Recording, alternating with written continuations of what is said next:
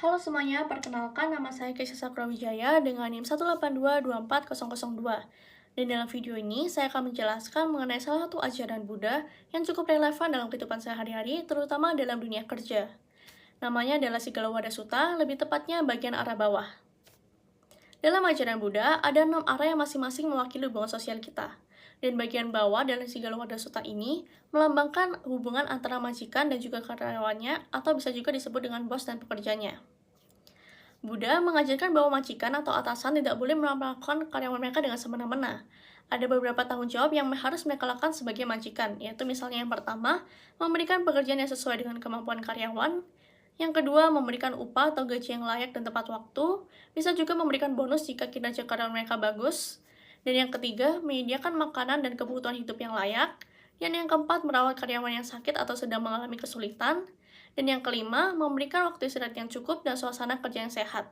Jika memang karyawan mereka terpaksa lembur, sudah sepantas dan sewajibnya mereka sebagai atasan memberikan upah lembur yang selaras dengan kinerja karyawan tersebut. Nah, di sisi lain, sebagai karyawan atau bawahan juga memiliki tanggung jawab, seperti yang pertama, bekerja tepat waktu, yang kedua, melakukan pekerjaan dengan sungguh-sungguh, yang ketiga, jujur dan setia terhadap perusahaan, yang keempat, menjaga kepercayaan, dan yang terakhir, yang kelima, tidak menyalahgunakan fasilitas yang telah diberikan oleh atasan mereka. Nah, di samping apa yang telah saya ucapkan tadi, tidak dapat dipungkiri jika di kehidupan nyata, masih banyak bos yang tidak melakukan karyawannya dengan baik. Yaitu misalnya ketika karyawan ingin izin sakit, bos malah memperpanjang masalah, bertanya mengenai ini, itu, tidak menunjukkan kepedulian sama sekali terhadap karyawan mereka sendiri. Dan ujung-ujungnya mereka malah memotong gaji dari karyawan tersebut. Nah, seharusnya dalam situasi tersebut, bos cukup mengerti saja tentang kondisi karyawannya dan membiarkan karyawannya istirahat hingga sembuh dan bisa kembali bekerja, tanpa mempersulit masalah, dan apalagi memotong gaji mereka.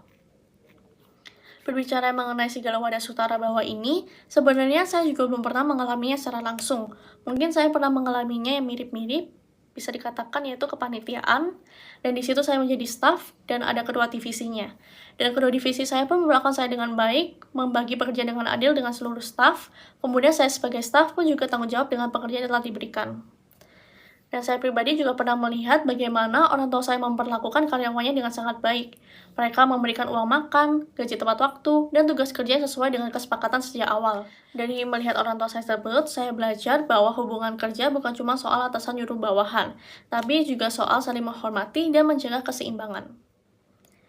Dengan belajar Sigalowada Sutta arah bawah ini, saya belajar bahwa ajaran ini sangat penting untuk dijadikan prinsip kehidupan yang sangat relevan buat kita sekarang, baik sebagai pemimpin, rekan kerja, ataupun karyawan. Jika kita semua bisa bekerja dengan baik dan saling menjalankan perannya, saling menjalankan tanggung jawabnya, maka hubungan kerja pun akan menjadi harmonis dan sehat bagi semua orang yang ada di lingkungan tersebut. Sekian dari saya dan terima kasih.